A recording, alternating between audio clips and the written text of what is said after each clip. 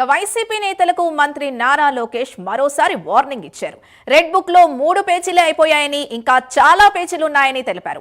ఎవరికి ఎప్పుడు ముహూర్తం పెట్టాలో తనకు తెలుసునని హెచ్చరించారు.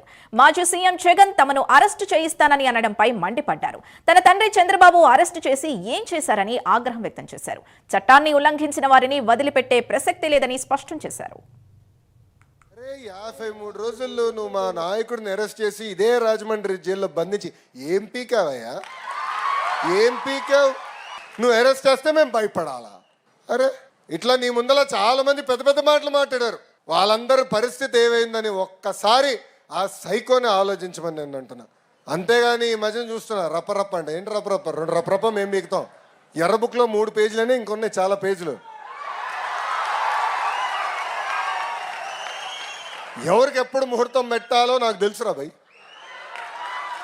ఎందుకో ఆవేశం, ఎగిరెగిరి వస్తున్నారు. ఏం కంగారు లేదు. చట్టాన్ని కానీ మీరు ఉల్లంఘిస్తే నేను ఎవరిని వదిలిపెట్టాను.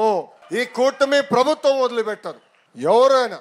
That is the power of red book. అందుకే నేను రాసుకున్నా. లోకేష్కి ఏముంది, బాబు గారు చెప్తే పని అయిపోతుందని. కానీ తెలుగుదేశం పార్టీలో సంస్కరణలు తీసుకొచ్చి నేను పోరాడా. నేను అనేక సార్లు చెప్పా, సైకోతో నేను ఎంత పోరాడానో 3 రెట్లు ఎక్కువ తెలుగుదేశం పార్టీలో నేను పోరాడా. అరే 53 రోజుల్లో నువ్వు మా నాయకుడిని అరెస్ట్ చేసి ఇదే రాజమండ్రి జైల్లో బంధించి ఏం పీకావయ్యా?